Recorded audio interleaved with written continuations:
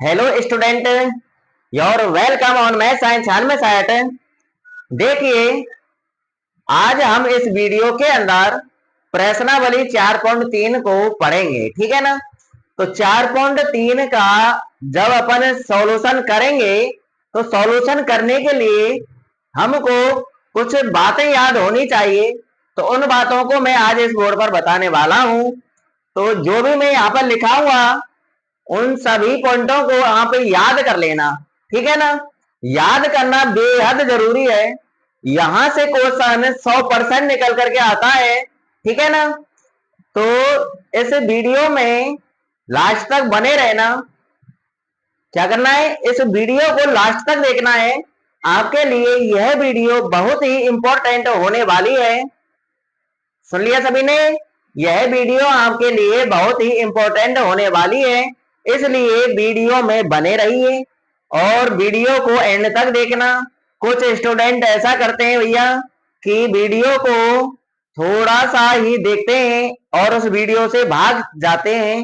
अगर भाई साहब आप वीडियो को जब तक पूरा नहीं देखेंगे तो आपकी समझ में कैसे आएगा कि ये क्वेश्चन कैसे सॉल्व होगा, ठीक है ना। तो आपने यूट्यूब पर बहुत सारे चैनल देखे होंगे, तो सबका पढ़ाने का तरीका अलग अलग होता है, ठीक है ना। और मैं आपको जिस प्रकार से पढ़ा रहा हूं, मैं आपको उसी हिसाब से पढ़ा रहा हूं जैसे आप क्लास में बैठ करके पढ़ते हैं, ठीक है ना। तो वीडियो में बने रहना है आपको, वीडियो को लास्ट तक देखना है, वीडियो स्किप नहीं करनी है, ठीक है ना। यदि कोई स्टूडेंट इस वीडियो को पहली बार देख रहा है तो भैया चैनल को सब्सक्राइब कर लेना और बेल आइकन का बटन दबा लेना। मैंने प्रश्नावली 1, 2, 3 और 4.1, 4.2 तक कंप्लीट करा दिया है। कोर्स से कक्षा 10 की गणित का न्यू एनसीईआरटी बुक के तहत कराया है मैंने। तो ये उन सभी वीडियो को देख लेना। अब वो सभी वीडियो आपके लिए डिस्क्रिप्शन पर क्लिक करेंगे। कहां से मिलेंगे वो सभी वीडियो? इस वीडियो के नीचे आपको कुछ लिख रहा है ना, कुछ लिख रहा है कि कक्षा 10 एनसीईआरटी चैप्टर 4 क्वाड्रेटिक इक्वेशन। तो इस पर आपको क्लिक करना है। जब आप इस पर क्लिक करेंगे तो उसको नीचे ले जाएंगे, तो नीचे आपको डिस्क्रिप्शन मिलेगा। तो नीचे ही नीचे आपको वीडियो का ऑप्शन देखने को मिलेगा, तो आपको उस वीडियो पर क्लिक करना है। और जैसे ही आप वीडियो पर क्लिक करेंगे तो मेरी सारी वीडियो आपके सामने आ जाएंगी और प्रत्येक वीडियो के ऊपर मैंने ये सब कुछ लिखा है कि ये किस प्रश्नावली की वीडियो है और इस प्रश्नावली में से कौन कौन से क्वेश्चन पढ़ाए गए हैं उस वीडियो के अंदर। तो वो सब कुछ मैंने वहां पर लिख रखा है उस वीडियो के ऊपर। तो ये वहां से आप देख लें और सभी वीडियो को देख लें, ठीक है ना। तो चलिए आज की इस वीडियो को स्टार्ट करते हैं फटाफट।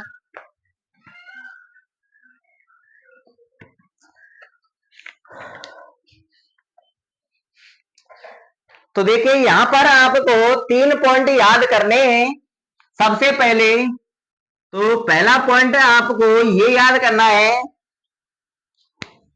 कि इन जो मैं यहां पर पढ़ाने जा रहा हूं उसके माध्यम से हम ये बता सकते हैं कि मूल हमारे समान होंगे या भिन्न भिन्न होंगे या फिर मूल विद्यमान ही नहीं होंगे, ठीक है ना। या फिर मूल अस्तित्व में होंगे या नहीं होंगे, है ना। और मूल हमारे वास्तविक होंगे या काल्पनिक होंगे। तो देखिए उसके लिए आपको ये याद करना है, यदि b² माइनस 4ac का मान 0 से बड़ा है। ये दो चिन्ह आपको देखने को मिलेंगे, एक चिन्ह ये है आपका और एक चिन्ह आपका ये है, ठीक है ना। और इन दोनों चिन्हों को हम तब लगाते हैं, तो देखिए जब इधर वाली संख्या बड़ी होती है और इधर वाली संख्या छोटी होती है तब अपन को ये चिन्ह लगाना होता है। और जब इधर वाली संख्या बड़ी होती है और इधर वाली संख्या छोटी होती है तब हमको ये चिन्ह लगाना पड़ता है, ठीक है ना। तो देखिए जिधर की संख्या बड़ी होती है उधर हम ये खुला हुआ मुंह करते हैं इस चिन्ह का, और जो ये पैनी नोक होती है ये छोटी संख्या की तरफ होती है। अगर इधर वाली संख्या है बड़ी और इधर वाली संख्या तो खुला हुआ मुंह हम इधर करेंगे और पैनी नोक को इधर करेंगे, ठीक है ना। ऐसे ही यहां पर मैंने चिन्ह लगा दिया है। तो देखिए यदि b² माइनस 4ac का मान 0 से बड़ा है, किससे बड़ा है? 0 से बड़ा है,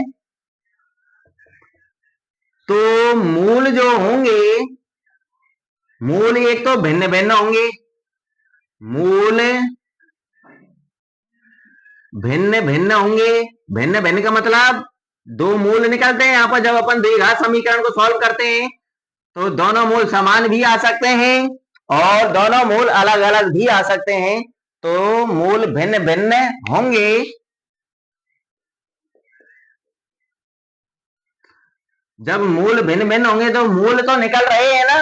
तो जब कुछ ना कुछ मूल निकलता है, मूल यानी समान हो चाहे भिन्न भिन्न हो, तो उस कंडीशन में मूल अस्तित्व में होते हैं। क्या होता है? मूल अस्तित्व में होते हैं। इसलिए वो भी अपन को यहाँ पे लिखना है कि मूल अस्तित्व में होंगे।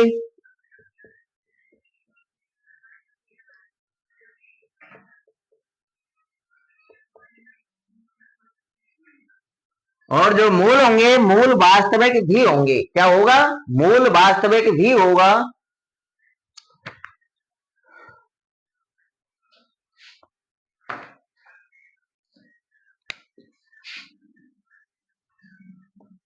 मूल वास्तविक होंगे। ठीक है ना। तो एक पॉइंट अपन का ये है जो मैंने आपके सामने लिख दिया है, ये आपको याद करना है और इसके जरिए हमें प्रश्नावली 4.3 का सॉल्यूशन करने वाले हैं। ये तो एक ही पॉइंट है, 2 पॉइंट और लिखाने वाला हूं, ऐसे ही है। तो इस पॉइंट को समझ लीजिए। यदि बी स्क्वायर माइनस 4ac का मान 0 से बड़ा है तो मूल भिन्न भिन्न होंगे, मूल अस्तित्व में होंगे, मूल वास्तविक होंगे। ठीक है ना। ये 3 बातें हमको याद करनी है इस कंडीशन के तहत। ठीक है। और दूसरा पॉइंट देखिए आपका, यदि बी स्क्वायर माइनस 4ac का मान 0 के बराबर है। किसके बराबर है भैया? 0 के बराबर है। बी स्क्वायर माइनस 4ac का मान है 0 आ जाता है, 0 के बराबर है। तो इस कंडीशन में मूल समान होते हैं। मूल कैसे होते हैं भैया? मूल समान होते हैं। तो यहां पर हम लिख देंगे, तो मूल समान होंगे। मूल कैसे होंगे भैया? इस कंडीशन में समान होंगे। मूल तो आ रहे हैं ना। मूल समान हो चाहे भिन्न भिन्न हो, तो जब मूल निकल रहे हैं तो उस कंडीशन में मूल अस्तित्व में होंगे और मूल वास्तविक भी होंगे। ठीक है ना। तो ये भी लिखना है हमको, मूल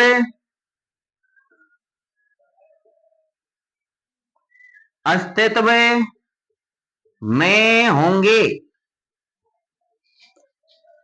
और तीसरा पॉइंट है आपका, मूल वास्तविक होंगे।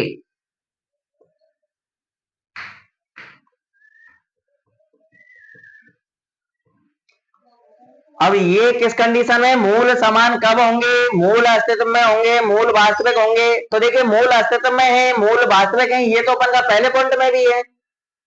पर इस पॉइंट के तहत ये दोनों पॉइंट तो अपन के सेम है। दोनों में मूल अस्तित्व में होंगे, मूल वास्तविक होंगे। ये दोनों पॉइंट इन्हें दोनों पॉइंटों में समान है।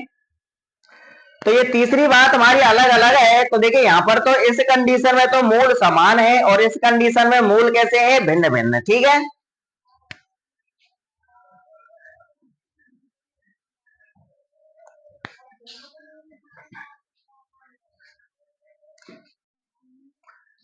तो तीसरा पॉइंट है, यदि बी स्क्वायर माइनस 4ac का मान 0 से छोटा है। 0 छोटा है का मतलब है, यानी बी स्क्वायर माइनस 4ac को जब अपन सॉल्व करेंगे तो इसका मान ऋणात्मक आएगा। और जो जितने भी ऋणात्मक मान होते हैं वो सभी 0 से छोटे होते हैं। तो यदि बी स्क्वायर माइनस 4ac का मान 0 से छोटा है तो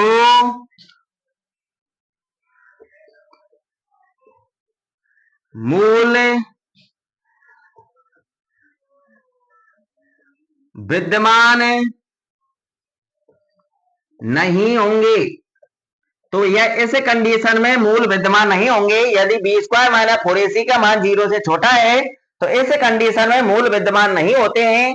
जब मूल ही विद्यमान नहीं है तो मूल अस्तित्व में भी नहीं है, मूल वास्तविक भी नहीं है। ठीक है। तो ये भी लिख देना है, मूल अस्तित्व में नहीं है। और तीसरी बात क्या भैया, तथा मूल वास्तविक भी नहीं है। तथा मूल वास्तविक नहीं है। ठीक है ना। तो ये 3 पॉइंट हमको याद करने हैं। तो देखिए इनका एक बार रिवीजन करके बता देता हूं मैं आपको। यदि बी स्क्वायर माइनस 4ac का मान 0 से बड़ा है, यानी बी स्क्वायर माइनस 4ac की हम कैलकुलेशन करेंगे, जब इसकी कैलकुलेशन करने पर कोई प्लस की संख्या आएगी, तब प्लस की संख्या तो सभी 0 से बड़ी होती है। तो उस कंडीशन में हम कहेंगे कि बी स्क्वायर माइनस 4ac का मान 0 से बड़ा है। तो इस कंडीशन में मूल हमारे भिन्न भिन्न होंगे, मूल अस्तित्व में होंगे और मूल वास्तविक होंगे। ठीक है ना। दूसरा पॉइंट है, यदि बी स्क्वायर माइनस 4ac बराबर 0 आ जाता है तो यह इस कंडीशन में मूल समान होते हैं। यदि बी स्क्वायर माइनस 4ac का मान 0 के बराबर आ जाता है तो इस कंडीशन मूल कैसे होते हैं, समान होते हैं। और मूल समान तो होते हैं, तो मूल समान है तो यानी मूल अस्तित्व में होंगे और मूल वास्तविक होंगे। तो ये दो बात है तो दोनों पॉइंटों में कॉमन है, मूल अस्तित्व में होंगे, मूल वास्तविक होंगे। ठीक है, दोनों पॉइंटों में। तीसरा पॉइंट है आपका, यदि बी स्क्वायर माइनस 4ac का मान 0 से छोटा है, यानी बी स्क्वायर माइनस 4ac की जब कैलकुलेशन करेंगे तो इसका मान माइनस का आएगा और माइनस की जो संख्या होती है वो 0 से छोटी होती है। तो इस कंडीशन में मूल विद्यमान नहीं होते हैं। और जब मूल ही विद्यमान नहीं है तो मूल अस्तित्व में कहां से होंगे, और जब मूल अस्तित्व में ही नहीं है तो मूल वास्तविक भी नहीं है। मूल वास्तविक नहीं है। ठीक है, वास्तविक नहीं क्या है, काल्पनिक भी बोल सकते हैं हमें कि मूल काल्पनिक होंगे। ठीक है, तो ये 3 पॉइंट हमको सबसे पहले याद करने हैं भैया, और फटाफट स्क्रीनशॉट ले लीजिए। ये तीनों पॉइंट याद हो जाने चाहिए आपको, तब जाकर के आपके 4.3 प्रश्नावली है। कौन सी प्रश्नावली है, 4.3 प्रश्नावली है, वो तभी क्लियर होगी आपकी और तभी आपकी समझ में कुछ आएगा। तो ले लिया होगा स्क्रीनशॉट। एक बात को फिर से दोहरा रहा हूं भैया, अगर किसी स्टूडेंट ने अभी तक चैनल को सब्सक्राइब नहीं किया है तो ये चैनल को सब्सक्राइब कर लीजिए और बेल आइकन का बटन है दबा लीजिए, ताकि मेरी प्रत्येक वीडियो का नोटिफिकेशन आपके पास समय समय पर पहुंचता रहे। और मैं वीडियो को फिक्स 5 बजे ही अपलोड कर देता हूं, 5 बजे तो आपके पास आ जाती है। तो ये आप फिक्स टाइम बना लीजिए रोजाना पढ़ने का। जिस प्रकार से आप ट्यूशन लगाते हैं, स्कूल जाते हैं, स्कूल जाने का भी कुछ ना कुछ टाइम टेबल होता है और ट्यूशन जाने का भी कुछ ना कुछ टाइम टेबल होता है, उसी टाइम टेबल के तहत इन वीडियो को पढ़िए। ठीक है ना। आप बिना फालतू में पैसे खर्च करने नहीं चाहिए आपको, यानी आपको पैसा खर्च करने की कोई आवश्यकता नहीं है। मैं आपके साथ हूं, तो यह मेहनत करते रहिए मेरे साथ। और गणित और विज्ञान में भैया 100 में से 100 नंबर लाइए मेहनत करके। मैं आपके लिए सब कुछ पढ़ाऊंगा, सब कुछ सिखा दूंगा। गणित के अंदर और विज्ञान के अंदर कुछ भी ऐसा टॉपिक नहीं रहेगा जो आपसे नहीं आता हो। इसलिए भैया बने रहिए, चैनल को सब्सक्राइब कर लीजिए और वीडियो को भैया लाइक और शेयर भी कर देना। वीडियो को लाइक भी किया करो और शेयर भी कर दिया करो अपने साथियों में, और कमेंट में भी लिख दिया करो कि आवाज कैसी है कैसी नहीं है, आपके समझ में क्या आ रहा है क्या नहीं आ रहा है, जिसको मैं आपको अलग से समझा सकूं। ठीक है ना, कमेंट कर दिया करो। तो चलते हैं नेक्स्ट की तरफ है। प्रश्नावली 4.3 देखिए अब। तो देखिए प्रश्नावली 4.3 का पहला क्वेश्चन आपके सामने है। अब हम क्वेश्चनों को सॉल्व करेंगे। क्वेश्चनों को सॉल्व करने के लिए जो मैंने आपको 3 पॉइंट बताए हैं, उन तीनों पॉइंटों में से उन तीनों पॉइंटों का अब यहाँ प्रयोग होने वाला है। ठीक है ना। तो देखिए पढ़ लीजिए, क्वेश्चन नंबर 1 में क्या लिखा हुआ है, निम्न द्विघात समीकरणों के मूलों की प्रकृति ज्ञात कीजिए। क्या ज्ञात करना है, इसमें ऑप्शन दिए हुए हैं आपके। पहले क्वेश्चन के अंदर 3 पॉइंट हैं, पहला पॉइंट मैंने आपके सामने लिख लिया है। तो इन्हीं के बारे में कह रहा है कि जो नीचे लिखे गए, निम्न का मतलब नीचे, द्विघात समीकरणों के मूलों की प्रकृति ज्ञात करनी है। अब मूलों की प्रकृति में क्या बताना है भैया, अब हमको ये बताना है कि मूलों की प्रकृति में, ध्यान से सुनना, मूलों की प्रकृति में क्या जवाब देना है आपको। मूलों की प्रकृति में आपको जवाब देना है कि इस द्विघात समीकरण के मूल बराबर होंगे या मूल भिन्न भिन्न होंगे या फिर कोई भी मूल विद्यमान नहीं होगा। ठीक है, ये जवाब देना है जो मैंने आपको बताया है अभी अभी। फिर दोबारा से रिपीट कर रहा हूं, ध्यान से सुन लेना।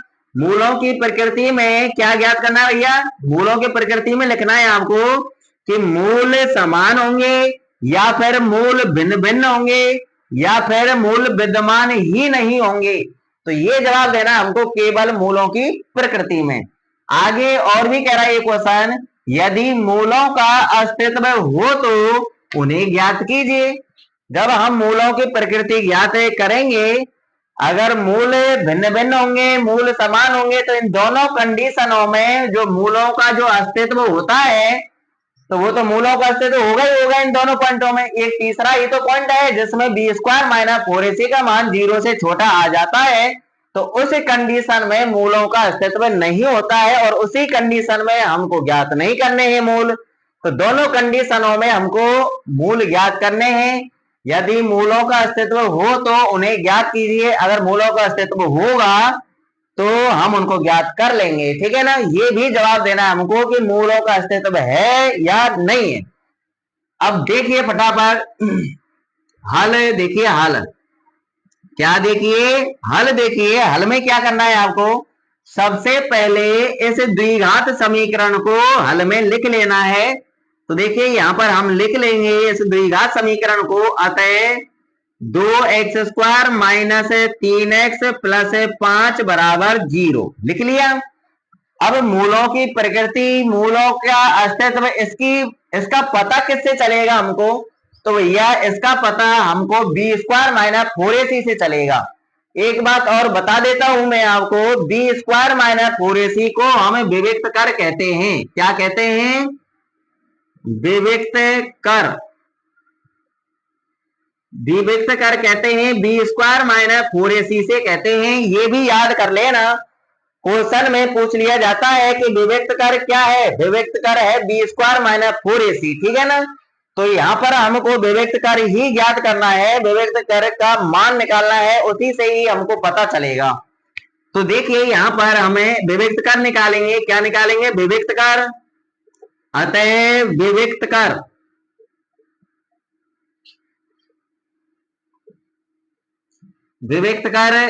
बराबर, विविक्त कर किससे निकलेगा भैया, b² माइनस 4ac से निकलेगा।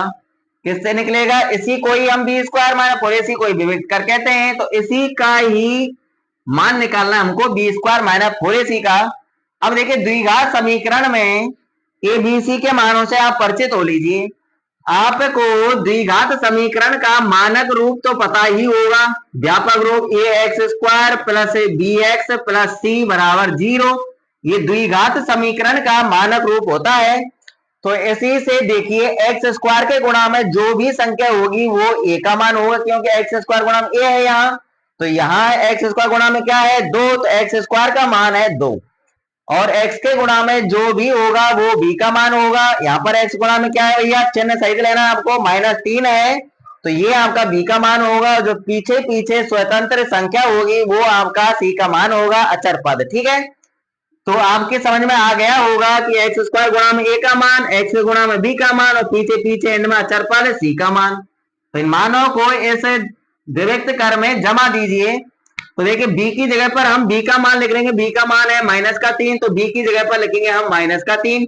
b की घात 2 है तो -3 की भी घात 2 कर देंगे, आगे माइनस का चिन्ह है तो माइनस का चिन्ह लगा लेंगे, 4 है तो 4 लिख लेंगे। देखिए 4ac, ये 4ac तीनों गुणा में है, तो हमको गुणा का चिन्ह लगा लेना है। अगर गुणा का चिन्ह नहीं लगाना है तो कोष्टक में लिख देना है a और c के मान। ठीक है ना, तो देखिए यहाँ पर a का मान है, चलो कोष्टक में ही लिख लिया करो, कोष्टक में लिख लो a का मान कितना है 2, कोष्टक में लिख लिया a का मान। अब c का मान लिख लो कोष्टक में, c का मान क्या है 5, प्लस के हैं दोनों तो प्लस के ही लिखें।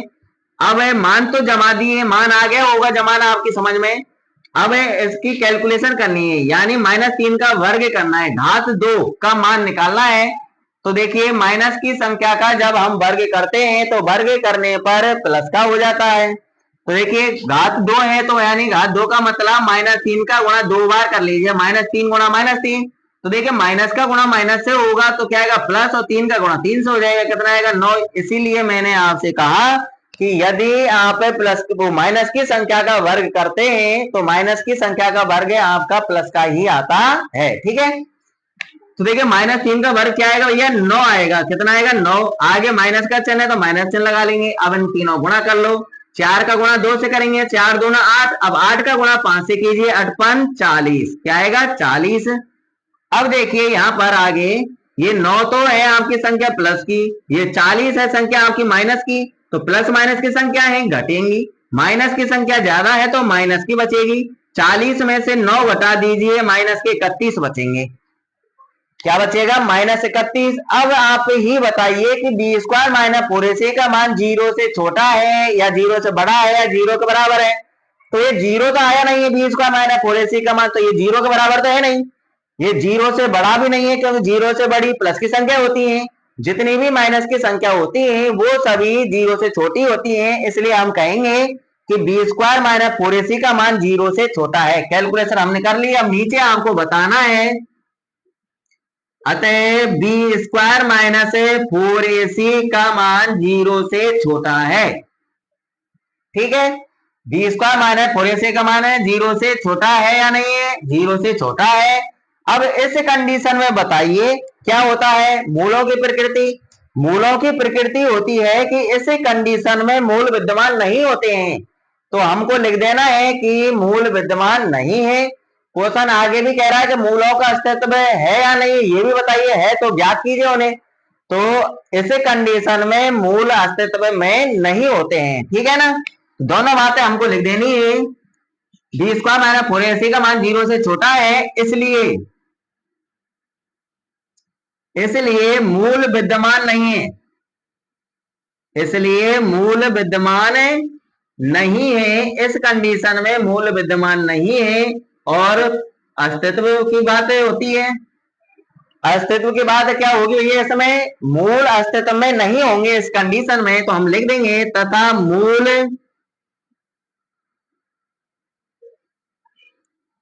अस्तित्व में नहीं है। ठीक है, जब मूल अस्तित्व में ही नहीं है तो मूलों को कहां से ज्ञात करेंगे, इसलिए आगे हमको मूल ज्ञात नहीं करने हैं, बस इतना ही हमको करना है। ये क्वेश्चन आपका कंप्लीट होता है।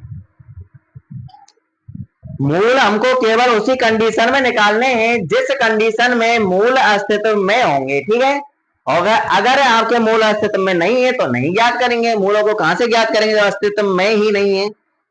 तो कंप्लीट होता है, फटाफट स्क्रीनशॉट ले लीजिए। और दूसरा क्वेश्चन देखिए इसका, तो देखिए दूसरा पॉइंट आपके सामने है, 3x² - 4√3x + 4 = 0। तो वही काम हमको इसमें करना है जो पहले क्वेश्चन में किया था, हमको मूलों की प्रकृति ज्ञात करनी है इसकी। ठीक है, कि मूल बराबर है या मूल भिन्न भिन्न है या मूल विद्यमान है या नहीं है। ठीक है, और हमको मूलों के अस्तित्व के बारे में भी बताना है कि मूल अस्तित्व में है या नहीं है। अगर मूल अस्तित्व में होंगे तो हम मूलों को निकालेंगे। ठीक है, तो देखिए यहाँ पर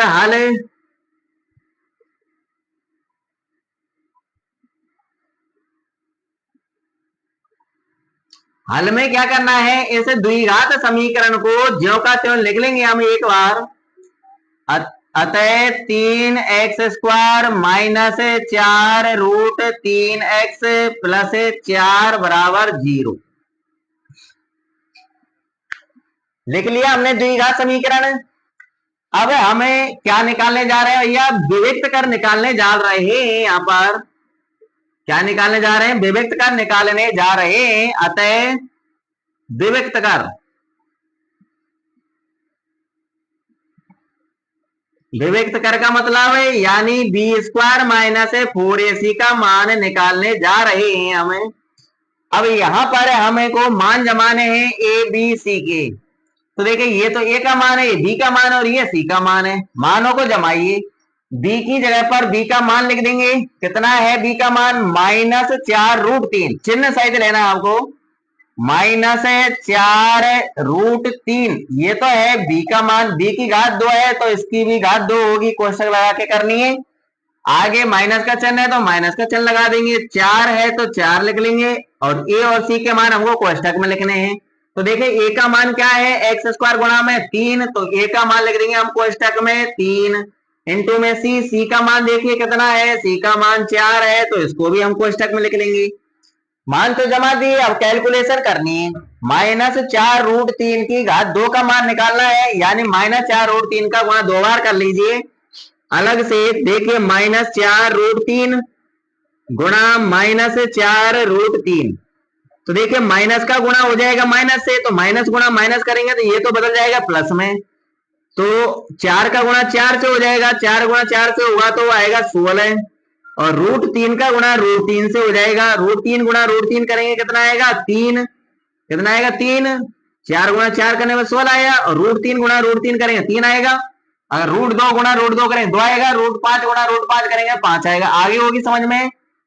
और 16 और 3 का गुणा और कर देना है। अब आगे 16 गुणा 3 करेंगे, 16 तिया 48, तो -4√3 का वर्ग कितना होगा भैया? 48 होगा। कितना होगा? 48। तो इसकी जगह पर हम लिख देंगे 48। आगे माइनस का चिन्ह है तो माइनस का चिन्ह लगा लेंगे। इनका गुणा कर लीजिए तीनों का, तो देखिए 4 गुणा 3 से करेंगे, 4 तिया 12। अब 12 का गुणा 4 से कर लेंगे, 12 चौका 48। कितना आएगा? 48। और 48 में से 48 घटाएंगे तो भैया क्या बचेगा? 0। तो अब आपकी समझ में आ गया होगा कि b² - 4ac का मान किसके बराबर आया है भैया? 0 के बराबर आया है। तो मूलों की प्रकृति क्या होती है इस कंडीशन में? तो देखिए यहां पर नीचे लिख देते हैं हम, अतः b² - 4ac बराबर 0 है। b² - 4ac का मान किसके बराबर है? 0 के बराबर है। इसलिए अब बताइए मूलों की प्रकृति क्या होगी? मूल भिन्न भिन्न होंगे या फिर मूल समान होंगे या मूल विद्यमान नहीं होंगे? तो यह इस कंडीशन में मूल समान होते हैं, तो यही मूलों की प्रकृति है। तो यहां पर लिखना होगा हमको, इसलिए मूल समान होंगे। कैसे होंगे भैया? मूल समान होंगे। अब ये तो हमने लिख दिया कि मूल समान होंगे। क्वेश्चन हमसे आगे और भी पूछ रहा था कि मूल अस्तित्व में है तो ज्ञात कीजिए, तो अस्तित्व की भी बात लिखनी है हमको यहाँ पर कि मूल अस्तित्व में है या नहीं है। तो यह इस कंडीशन में मूल अस्तित्व में होते हैं, तो इसलिए हमको लिखना होगा कॉमा लगा के मूल अस्तित्व में है। अस्तित्व में है। जब मूल अस्तित्व में है तो इनको ज्ञात करना है। अब क्या करना है आपको? मूल ज्ञात करने के लिए एक द्विघाती सूत्र का प्रयोग करना है, और वो मैंने आपको पहले लिखा है नहीं, मैं यहां पर लिखा रहा हूं। इस द्विघात समीकरण को या सूत्र को याद कर लेना, ठीक है। तो अब हमको मूल निकालने हैं, तो मूल आप गुणनखंड विधि से भी निकाल सकते हैं और द्विघाती सूत्र से भी निकाल सकते हैं। मैं यहाँ पर आपको द्विघाती सूत्र से निकालना बता रहा हूं, क्योंकि b² - 4ac का मान 0 के बराबर आया है, इसलिए हमारे मूल जल्दी निकल करके आएंगे। देखिए अब हमको सूत्र लगा देना है भैया, x बराबर -b प्लस रूट के अंदर लिखना है b² - 4ac बटे में लिखना है 2a। ये सूत्र है आपका, इसी को ही हम द्विघाती सूत्र कहते हैं, और इसी का ही दूसरा नाम है श्रीधर आचार्य सूत्र। वैज्ञानिक का नाम है श्रीधर आचार्य ने ही इस सूत्र को व्युत्पन्न किया था, इसीलिए इसको द्विघाती सूत्र भी कहते हैं और उनके नाम से भी जाना जाता है श्रीधर आचार्य सूत्र। ठीक है, तो आपको याद हो जाना चाहिए ये। यहां पर चलो अलग से लिख देता हूं, द्विघाती सूत्र। द्विघाती सूत्र या फिर इसका दूसरा नाम है श्रीधर आचार्य सूत्र कौन सा है भैया? सूत्र है आपका x बराबर -b प्लस माइनस रूट के अंदर b स्क्वायर माइनस 4ac और बटे में 2a। ठीक है, तो ये है, याद कर लेना, आप लिख लेना इसको, नोटबुक में लिख जाना चाहिए आपकी में ये वो 3 पॉइंट। और ये द्विघाती सूत्र श्रीधर आचार्य सूत्र। तो देखिए बी स्क्वायर माइनस, अब इसकी कैलकुलेशन बता रहा हूं मैं आपको, यहाँ पर मान जमाने बी स्क्वायर माइनस 4ac की कैलकुलेशन हम कर चुके हैं। कितना है भैया? बी स्क्वायर माइनस 4ac का मान 0, तो इसकी जगह पर हमको 0 कर देना है, रूट के अंदर 0 लिख देना है और सभी मानों को जमा देंगे। तो देखिए मान जमाइए, तो x बराबर माइनस का चिन्ह है सूत्र में, तो माइनस का चिन्ह लगा लेंगे। b का मान देखिए, b का मान ये रहा माइनस का 4√3, तो ये माइनस का है और ये माइनस पहले से ऑलरेडी है सूत्र में, तो ये माइनस और ये माइनस क्या हो जाएगा? ये माइनस और ये माइनस प्लस हो जाएगा। और रख दीजिए 4√3 बी की जगह पर, 4√3 लिख दिया। आगे प्लस माइनस लगा लेंगे, रूट लगाएंगे, रूट के अंदर बी स्क्वायर माइनस 4ac का मान लिखेंगे, कितना है? 0, और बटे में 2a यानी 2 का गुणा a से है, तो a की जगह पर a का मान लिखना है। a का मान है आपका 6 नहीं है, गुणा हो गया दिमाग में, तो ये 3 है, यहाँ पर a का मान कितना है? 3। ठीक है, अब इसकी कैलकुलेशन देखिए, ये तो पूरा पीछे वाला हट ही जाएगा क्योंकि 0 है, तो 0 हटा देंगे। अब देखिए यहाँ पर ऊपर क्या बचेगा? 4√3 बचेगा। क्या बचेगा? 4√3 बचेगा, और बटे में क्या है? 2 गुणा 3 है। क्या है? 2 गुणा 3। अब देखिए यहाँ पर काटना है हमको, तो देखिए 2 से 4 कट रहा है 2 बार, 2 दूना 4, और देखिए √3 गुणा √3 करने पर 3 आता है। तो यहाँ पर इस 3 में 2 √3 छुपे हुए हैं, तो 1 √3 कट जाएगा इस √3 से, और 1 √3 बचेगा यहाँ पर। तो हम √3 से 3 को काटेंगे तो √3 आएगा। कितना आएगा? √3। आगे देखिए ऊपर बचा आपका 2 और नीचे बचा आपका √3, तो यही आपका x का मान है। तो भैया x का मान तो एक ही निकल के आया है। तो देखिए यहाँ पर ध्यान दीजिए, हमने यहाँ पर लिखा था कि मूल समान होंगे। जब एक मूल 2√3 है तो दूसरा भी मूल 2√3 होगा। तो यहाँ पर लिख देंगे हमें आगे नीचे, अतः x बराबर 2/√3 कॉमा 2/√3 है। ठीक है, तो ये मूल है और यही हमारा आंसर है। कंप्लीट होता है ये क्वेश्चन। स्क्रीनशॉट ले लीजिए फटाफट, और इसी प्रकार से हमको कैलकुलेशन करनी है।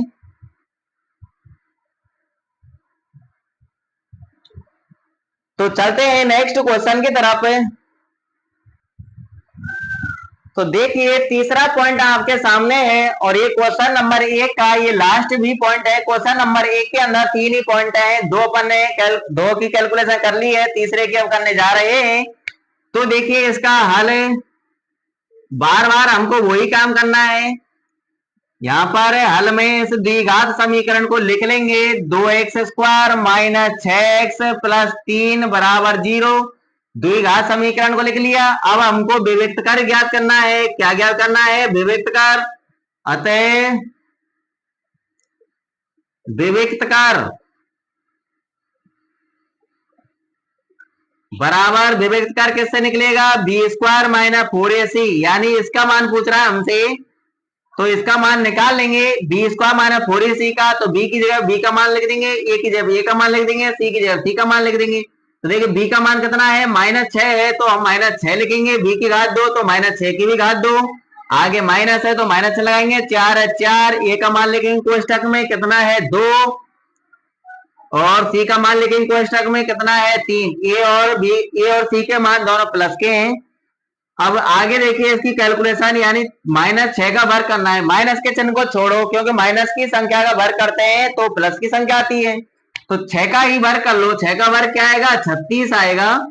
आगे माइनस चिन्ह है, माइनस का चिन्ह लगाएंगे, अब तीनों गुणा कर लेंगे। 4 गुणा 2 से करेंगे, 4 2 8, 8 गुणा 3 करेंगे, 8 3 24, और 36 में से 24 घटा दीजिए, कितना बचेगा? 12 बचेगा।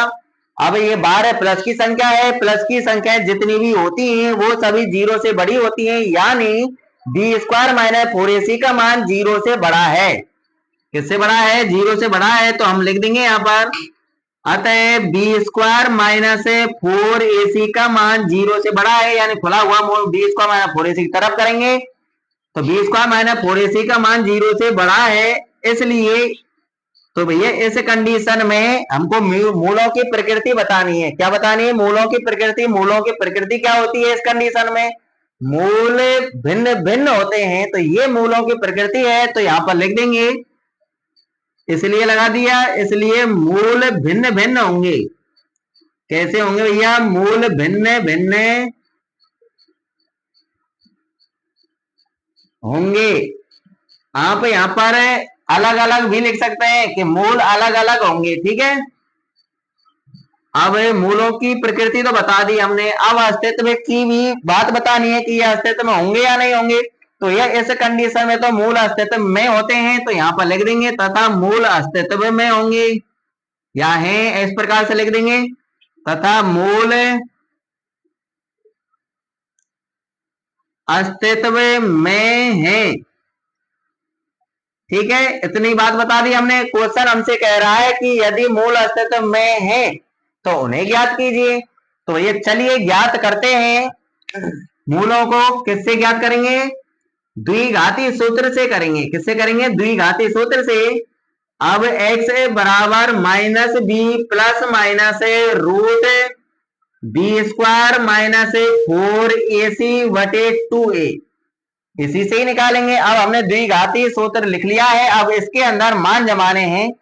तो देखिए बी स्क्वायर माइनस 4ac में मान नहीं जमाने हैं, क्योंकि इसकी कैलकुलेशन हम कर चुके हैं। बी स्क्वायर माइनस 4ac की कैलकुलेशन करने पर कितना आया? 12 आया। तो बी स्क्वायर माइनस 4ac की जगह पर हमको 12 लिखना है बस। तो देखिए, और यहाँ पर मान जमाने, ए का मान और बी का मान जमाना है। तो देखिए सूत्र में माइनस का चिन्ह है, तो माइनस का चिन्ह लगा लेंगे। अब बी है, बी का मान देखो, बी का मान है द्विघात समीकरण से ही पता चलेगा।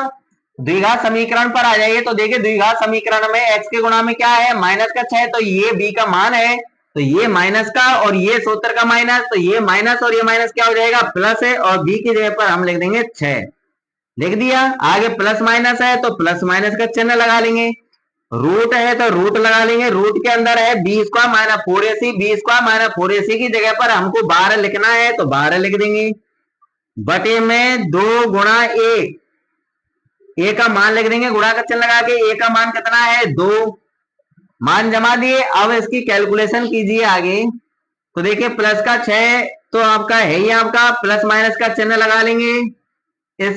इसकी कैलकुलेशन कर लो 12 की। तो देखिए रूट का मतलब वर्गमूल होता है, यानी 12 के अभाज्य गुणनखंड करो। तो 12 के जब अभाज्य गुणनखंड करेंगे तो इसके आएंगे 2 गुणा 2 गुणा 3। तो देखिए 2 2 4, 4 3 12। तो 12 के अभाज्य गुणनखंड ये होंगे 2 गुणा 2 गुणा 3। अब वर्गमूल में 2 2 के जोड़ा बनते हैं, तो एक ही जोड़ा बना है। कितना? किसका बना है? 2 का बना है। तो ये 2, चलो इनके ऊपर रूट और लगा दो। इसकी कैलकुलेशन कर रहे हैं हम रूट 12 की। इसकी कैलकुलेशन कर रहे हैं रूट 12 की। 12 के अभाज्य गुणनखंड ये हुए। रूट का मतलब वर्गमूल होता है, वर्गमूल में 2 2 के जोड़ा बनाते हैं। यहाँ पर हमने एक जोड़ा बना लिया है। अब जैसे का जोड़ा बना है, यहाँ पर एक ही जोड़ा बना है। यदि और भी जोड़ा बनते तो उनमें से हमको एक एक संख्या लेनी है और उनको रूट से बाहर निकालना है और उनका गुणा करना है। अब यहाँ पर तो एक ही जोड़ा बना है, तो एक ही संख्या निकलेगी रूट से बाहर, और रूट के अंदर वो लिखेंगे जिसका जोड़ा नहीं बना है। किसका नहीं बना है? 3 का नहीं बना है। तो रूट 12 को सॉल्व करने पर आएगा 2 रूट 3।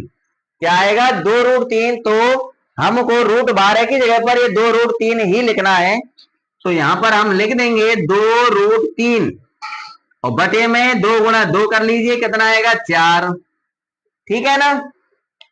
अब आगे देखिए इसकी कैलकुलेशन आगे देखिए। देखिए यहाँ पर 2 है और यहाँ पर क्या है? 6। तो यहाँ से 2 कॉमन आ जाएगा, तो हमको कॉमन ले लेना है। क्या ले लेना है? 2 कॉमन ले लेना है।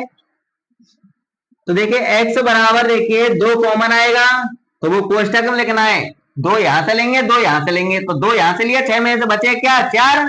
4 नहीं बचेगा, ऐसे आपको नहीं सोचना है, भाग देना है 2 का। 6 में कितनी बार जाएगा? 3 बार, तो 3 बचेगा भैया। आगे प्लस माइनस का चिन्ह है तो प्लस माइनस का चिन्ह लगा लेंगे। 2 हमने ले लिया कॉमन है, बचा क्या, √3 और बटे में आपका 4। अब 2 से ये 4 कट रहा है कितनी बार, 2 बार। तो अगली स्टेप आएगी आपकी 3, ऊपर क्या बचा है लिख लो सबको, 3 प्लस माइनस √3 बचा है, 3 प्लस माइनस है √3 और बटे में क्या बचा है, 2। ठीक है, तो मूल हमारे आ चुके हैं। अब देखिए चिन्ह अलग अलग करने हैं, यानी x के मान 2 आ गए, एक तो प्लस वाला चिन्ह लेना है, एक बार माइनस का चिन्ह लेना है। तो देखिए यहाँ पर नीचे लिख देंगे हमें, अतः x बराबर 3 प्लस √3, प्लस का चिन्ह लेंगे हम एक बार, 3 प्लस √3 और बटे में 2। एक तो मूल ये आ गया। दूसरा अब माइनस का चिन्ह लेना है हमको और सब कुछ लिख देना, 3 माइनस √3 और बटे में 2। बस यही इस द्विघात समीकरण के मूल हैं। इस द्विघात समीकरण के मूल क्या है भैया, 3 प्लस √3 बटे 2, 3 माइनस √3 बटे 2। आप दोनों मूलों को देख सकते हैं, दोनों मूल अलग अलग हैं। ये यहाँ पर तो ये प्लस की संख्या है, यहाँ पर ये माइनस की संख्या, इसलिए भिन्न हो गई। ठीक है ना, तो इसकी कैलकुलेशन कंप्लीट होती है और पहला क्वेश्चन भी आपका कंप्लीट होता है। ठीक है ना, अब आप सीख गए होंगे कि मूलों की प्रकृति कैसे ज्ञात करते हैं और मूलों का अस्तित्व कैसे ज्ञात करते हैं। तो ये इसके लिए आपको वो तीनों पॉइंट याद हो जाने चाहिए और इसका स्क्रीनशॉट ले लेना। और अब हम नेक्स्ट वीडियो में मिलेंगे अगले क्वेश्चनों को लेकर के। ठीक है ना, एक ही क्वेश्चन के अंदर 3 ऑप्शन थे और ज्यादा लंबी वीडियो हो जाएगी अगर हम इसी में कराएं सबको तो। ठीक है ना, और आपको वीडियो भैया अच्छी लगी हो तो लाइक शेयर कर देना। आपका क्या कुछ जाता है क्या, मैं आपके लिए मेहनत कर रहा हूं तो तुम्हारा भी एक फर्ज बनता है कि भाई वीडियो को लाइक कर दें, शेयर कर दें, कमेंट कर दें। तो इतना फर्ज तो आप निभा सकते हो। तो चलिए मिलते हैं नेक्स्ट वीडियो में, जब तक के लिए ऑल द बेस्ट।